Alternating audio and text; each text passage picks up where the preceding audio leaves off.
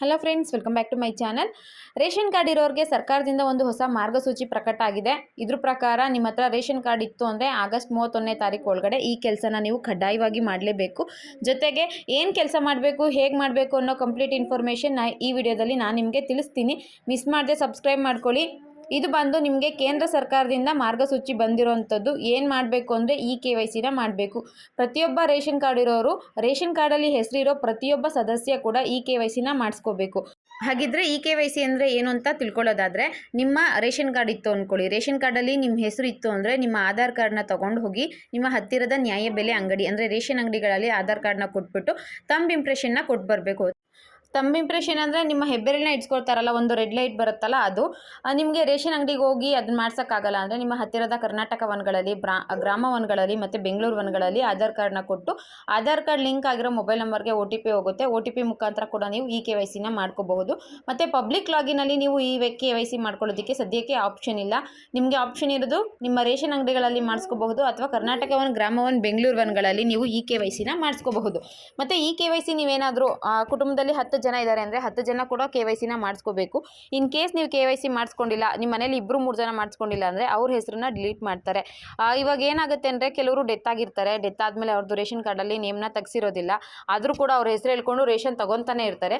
ಅದಕ್ಕೋಸ್ಕರ ಸರ್ಕಾರ ಎಚ್ಚೆತ್ಕೊಂಡ್ಬಿಟ್ಟು ಈಗ ಅಂಥವ್ರದ್ದು ಡಿಲೀಟ್ ಮಾಡೋದಕ್ಕೆ ನೋಡ್ತಾ ಇದೆ. ಸೊ ಅದಕ್ಕೋಸ್ಕರ KYCನ ಕಂಪಲ್ಸರಿ ಮಾಡಿದ್ದಾರೆ. ಇನ್ ಕೇಸ್ ನೀವೇನಾದರೂ KYCನ ಮಾಡಿಲ್ಲ ಅಂದರೆ ರೇಷನ್ ಕಾರ್ಡಿಂದ ನಿಮ್ಮ ನೇಮ್ನ ಡಿಲೀಟ್ ಮಾಡ್ತಾರೆ. ಮತ್ತು ಈಗಾಗಲೇ ರೇಷನ್ ಕಾರ್ಡಲ್ಲಿ ನೀವು KYC ಮಾಡಿಸ್ಕೊಂಡಿದ್ರೆ ಮತ್ತೆ ಮಾಡಿಸ್ಕೊಳ್ಳೋಂಥ ಅವಶ್ಯಕತೆ ಇಲ್ಲ. ಲಾಸ್ಟ್ ಟೈಮ್ ಕೂಡ ಇದನ್ನು ಜಾರಿಗೆ ತಂದಿದ್ರು. ಆಗ KYC ಯಾರ್ಯಾರು ಮಾಡಿದ್ದಾರೋ ಅವರು ಮತ್ತೆ ರೇಷನ್ ಕಾರ್ಡಲ್ಲಿ KYC ಮಾಡೋವಂಥ ಅವಶ್ಯಕತೆ ಇರೋದಿಲ್ಲ. ಇದು KYCಗೆ ಸಂಬಂಧಪಟ್ಟಂತಹ ಮಾಹಿತಿ. ಮತ್ತು ಇನ್ನೊಂದು ವಿಚಾರ ಏನಪ್ಪ ಅಂದರೆ, ನೀವು ರೇಷನ್ ಕಾರ್ಡ್ ಇಟ್ಕೊಂಡಿರ್ತೀರಾ, 3 ತಿಂಗಳಿಂದ ಕಂಟಿನ್ಯೂಸ್ ಆಗಿ ರೇಷನ್ ತೊಗೊಂಡಿಲ್ಲ ಅಂದರೆ ಅಂಥವರ ರೇಷನ್ ಕಾರ್ಡ್ನ ಡಿಲೀಟ್ ಮಾಡ್ತಾರೆ. ಮತ್ತು ಇನ್ನೊಂದು ಏನಪ್ಪ ಅಂದರೆ, ಸರ್ಕಾರ ಕಂಟಿನ್ಯೂಸ್ ಆಗಿ 6 ತಿಂಗಳಿಂದ ಯಾರು ರೇಷನ್ ತೊಗೊತಿಲ್ವೋ ಅಂಥವರ ರೇಷನ್ ಕಾರ್ಡ್ಗಳನ್ನ ಡಿಲೀಟ್ ಮಾಡೋದಕ್ಕೆ ಯೋಚನೆ ಮಾಡ್ತಿದೆ ಅನ್ನೋ ಮಾಹಿತಿ ಕೂಡ ಸಿಗ್ತಾ ಇದೆ. 6 ತಿಂಗಳಿಂದ ಯಾರು ನೀವು ರೇಷನ್ ಕಾರ್ಡ್ ಇದ್ದರೂ ಕೂಡ ರೇಷನ್ ತೊಗೊತಿಲ್ಲ ಅಂದರೆ ನಿಮ್ಮ ಕಾರ್ಡ್ ಕೂಡ ಕ್ಯಾನ್ಸಲ್ ಆಗೋ ಚಾನ್ಸಸ್ ಇರುತ್ತೆ. ಇದು ಕೂಡ ಒಂದು ಇಂಪಾರ್ಟೆಂಟ್ ಇನ್ಫಾರ್ಮೇಷನ್ ಅನ್ನಿಸ್ತು, ಅದಕ್ಕೋಸ್ಕರ ತಿಳಿಸ್ತಾ ಇದ್ದೀನಿ. ಇನ್ನೊಂದು ಇದು ಬಂದಿದೆ, ಏನಪ್ಪ ಅಂದರೆ ರೇಷನ್ ಕಾರ್ಡ್ನ ವಾಪಸ್ ನೀಡೋದ್ರ ಬಗ್ಗೆ. ಯಾರು ರೇಷನ್ ಕಾರ್ಡ್ನ ವಾಪಸ್ ನೀಡಬೇಕು ಮತ್ತು ಯಾಕೆ ನೀಡಬೇಕು ಅಂತ ನೋಡೋದಾದರೆ, ಅದರಲ್ಲೂ ಕೂಡ BPL ರೇಷನ್ ಕಾರ್ಡ್ನ ವಾಪಸ್ ನೀಡೋದಕ್ಕೆ ಸರ್ಕಾರ ಆದೇಶನ ಹೊರಡಿಸಿದೆ. ಈಗ ಒಂದೇ ಮನೆಯಲ್ಲಿ ಒಂದಕ್ಕಿಂತ ಹೆಚ್ಚು ರೇಷನ್ ಕಾರ್ಡ್ಗಳನ್ನ ಇರ್ತಾರೆ. ಅವರು ಸಪ್ರೇಟ್ ಮನೆ ಆಗಿರೋದಿಲ್ಲ, ಸಪ್ರೇಟ್ ಆಗಿರಲ್ಲ. ಒಂದೇ ಮನೇಲಿದ್ದರೂ ಕೂಡ ಗಂಡ ಹೆಂಡತಿ ಒಂದು ಮನೆ ಸಪ್ರೇಟ್ ಮಾಡಿಸ್ಕೊಂಡಿದ್ರೆ, ಇನ್ನೊಂದು ಅಣ್ಣ ತಮ್ಮ ಇರ್ತಾರಲ್ಲ, ತಮ್ಮ ಗಂಡ ಹೆಂಡತಿ ಮಕ್ಕಳು ಇನ್ನೊಂದು ರೇಷನ್ ಕಾರ್ಡ್ನ ಮಾಡಿಸ್ಕೊಂಡಿರ್ತಾರೆ. ಅಂಥವ್ರನ್ನ ಹುಡುಕ್ತಾ ಇದ್ದಾರೆ. ಮತ್ತು ಯಾರು ಎಲಿಜಿಬಲ್ ಇಲ್ಲದೇ ಇದ್ದರೂ ಕೂಡ ರೇಷನ್ ಕಾರ್ಡ್ ಮಾಡಿಸ್ಕೊಂಡಿರ್ತಾರಲ್ಲ ಅಂಥವರು, ಆರ್ಥಿಕವಾಗಿ ಯಾರು ಸಬಲರಾಗಿರ್ತಾರೋ ಅಂಥವ್ರು ಕೂಡ BPL ರೇಷನ್ ಕಾರ್ಡ್ನ ಹೊಂದಿರ್ತಾರಂತೆ. ಸೊ ಅಂದರೆ ಈಗ ನೋಡಿ, ರೇಷನ್ ಕಾರ್ಡ್ ಹೊಂದಿರೋದಕ್ಕೆ ಸರ್ಕಾರ ಒಂದು ಅರ್ಹತಾ ಮಾನದಂಡನ ವಿಧಿಸಿದ್ದಾರೆ. ಹಳ್ಳಿ ಕಡೆ ಇರೋಂಥವ್ರು, ಗ್ರಾಮೀಣ ಪ್ರದೇಶದಲ್ಲಿ ಇರೋಂಥವ್ರ ಇನ್ಕಮ್ ಲಿಮಿಟು 1 ಲಕ್ಷ ಅಥವಾ 98,000ಕ್ಕೇನೋ ನಿಗದಿಪಡಿಸಿದೆ. ಅದಕ್ಕಿಂತ ಹೆಚ್ಚಿಗೆ ಇದ್ದರೆ ಅವರು APL ರೇಷನ್ ಕಾರ್ಡ್ನ ಹೊಂದಿರಬೇಕು.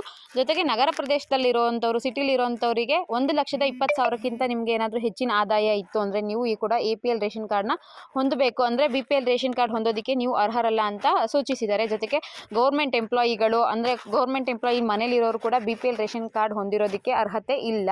ಆದರೆ BPL ರೇಷನ್ ಕಾರ್ಡ್ ಇತ್ತು ಅಂದರೆ ಹಲವಾರು ಪ್ರಯೋಜನಗಳಿದ್ದಾವೆ ಅಂದ್ಬಿಟ್ಟು, ಈಗ ಆಸ್ಪತ್ರೆಗಳಲ್ಲಿ ಕೂಡ ಹಾಸ್ಪಿಟಲೈಸ್ ಆದರೆ ಆವಾಗ ನಿಮಗೆ ಸ್ವಲ್ಪ ಕಡಿತ ಆಗುತ್ತೆ. ಇವಾಗ ನೋಡಿ, ಗ್ಯಾರಂಟಿ ಯೋಜನೆಗಳಿದೆಯಲ್ಲ, ಅನ್ನಭಾಗ್ಯ ಆಗಿರ್ಬೋದು, ಗೃಹಲಕ್ಷ್ಮಿಗೆಲ್ಲ BPL ಕಾರ್ಡೇ ಅರ್ಹತಾ ಮಾನದಂಡ. BPL ಕಾರ್ಡ್ ಇದ್ದವ್ರಿಗೆಲ್ರಿಗೂ ಗೃಹಲಕ್ಷ್ಮಿ ಬರುತ್ತೆ, ಅನ್ನಭಾಗ್ಯ ಅಮೌಂಟು ಕೂಡ ಬರುತ್ತೆ.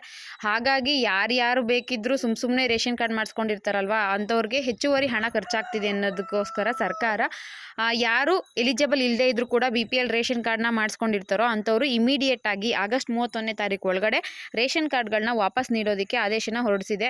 ನಿಮ್ಮ ಹತ್ರ ಏನಾದರೂ ಎಲಿಜಿಬಲ್ ಇಲ್ಲದೇ ಇದ್ದರೂ ಕೂಡ ರೇಷನ್ ಕಾರ್ಡ್ ಇತ್ತು ಅಂದರೆ ನಿಮ್ಮ ಹತ್ತಿರದ ತಾಲೂಕು ಕಚೇರಿ ಅಥವಾ ಆಹಾರ ನಿರೀಕ್ಷಕರನ್ನು ಭೇಟಿ ಮಾಡಿ ನಿಮ್ಮ ರೇಷನ್ ಕಾರ್ಡ್ನ ವಾಪಸ್ ನೀಡಬೇಕು. ಹಾಗಂತ ಕರ್ನಾಟಕ ಸರ್ಕಾರದ ಆಹಾರ, ನಾಗರಿಕ ಸರಬರಾಜು ಮತ್ತು ಗ್ರಾಹಕರ ವ್ಯವಹಾರಗಳ ಇಲಾಖೆಯಿಂದ ಆದೇಶ ಹೊರಡಿಸಿದೆ. ತಕ್ಷಣವೇ ಯಾರು BPL ರೇಷನ್ ಕಾರ್ಡ್ನ ಸುಳ್ಳು ಹೇಳಿ ಮಾಡಿಸ್ಕೊಂಡಿರ್ತೀರೋ ಅವರು ಇಮಿಡಿಯೇಟಾಗಿ ನಿಮ್ಮ ರೇಷನ್ ಕಾರ್ಡ್ನ ವಾಪಸ್ ನೀಡಬೇಕು. ಮತ್ತು ಸರ್ಕಾರನೇ ಹುಡುಕ್ಬಿಟ್ಟು ನಿಮ್ಮ ರೇಷನ್ ಕಾರ್ಡ್ನ ಕ್ಯಾನ್ಸಲ್ ಮಾಡ್ತು ಅಂದರೆ ಇಷ್ಟು ದಿನದಿಂದ BPL ರೇಷನ್ ಕಾರ್ಡಿಂದ ನೀವು ಏನೇನು ಲಾಭ ಪಡ್ಕೊಂಡಿರ್ತೀರೋ ಅದನ್ನೆಲ್ಲ ಕೂಡ ಸರ್ಕಾರ ವಾಪಸ್ ನಿಮ್ಮಿಂದ ವಸೂಲಿ ಮಾಡುತ್ತಂತೆ. ಅಂದರೆ ಈಗ ಗೃಹಲಕ್ಷ್ಮಿ, ಅನ್ನಭಾಗ್ಯ ಯೋಜನೆ ಹಣ ಪಡ್ಕೊಂಡಿದ್ರೆ ಅದನ್ನೆಲ್ಲ ವಾಪಸ್ ತಗೋಬಹುದು ಅನಿಸುತ್ತೆ, ನೋಡೋಣ. ಬಟ್ ಸದ್ಯಕ್ಕೆ ಸಿಕ್ಕಿರೋ ಇನ್ಫಾರ್ಮೇಷನ್ ಪ್ರಕಾರ ಎಲಿಜಿಬಲ್ ಇಲ್ಲದೇ ಇದ್ದರೂ ಕೂಡ BPL ರೇಷನ್ ಕಾರ್ಡ್ನ ಹೊಂದಿರ್ತೀರೋ ಅಂಥವ್ರು ಇಮಿಡಿಯೇಟ್ ನೀವೇ ಹೋಗಿ ವಾಪಸ್ ಕೊಡೋದ್ರ ಬಗ್ಗೆ ಮಾಹಿತಿನ ತಿಳಿಸಿದ್ದಾರೆ. ಈ ಒಂದು ವಿಡಿಯೋದಲ್ಲಿ ನಾನು ನಿಮಗೆ ಈ KYC ಮತ್ತೆ BPL ರೇಷನ್ ಕಾರ್ಡ್ನ ವಾಪಸ್ ನೀಡೋದ್ರ ಬಗ್ಗೆ ಮಾಹಿತಿ ನೀಡಿದ್ದೀನಿ. ಯಾರು ಈ KYC ಇಲ್ಲಿವರೆಗೂ ಮಾಡಿಸ್ಕೊಂಡಿಲ್ವೋ ಅಂಥವ್ರು ಮಾತ್ರ ಈ KYC ನ ಮಾಡಿಸ್ಕೋಬೇಕು. ಯಾರು ಎಲಿಜಿಬಲ್ ಇಲ್ಲದೆ ಇದ್ರು ಕೂಡ BPL ರೇಷನ್ ಕಾರ್ಡ್ನ ಹೊಂದಿರ್ತಾರೋ ಅಂಥವ್ರು ಇಮಿಡಿಯೇಟ್ ಹೋಗಿ ರೇಷನ್ ಕಾರ್ಡ್ಗಳನ್ನ ವಾಪಸ್ ನೀಡಬೇಕು. ಇದಿಷ್ಟು ಇವತ್ತಿನ ವಿಡಿಯೋ ಆಗಿತ್ತು. ವಿಡಿಯೋ ಇಷ್ಟ ಆಗಿತ್ತು ಅಂದರೆ ಒಂದು ಲೈಕ್ ಮಾಡಿ, ಶೇರ್ ಮಾಡಿ, ಮತ್ತು ಮಿಸ್ ಮಾಡದೆ ಸಬ್ಸ್ಕ್ರೈಬ್ ಮಾಡ್ಕೊಳ್ಳಿ. Thank you for watching friends.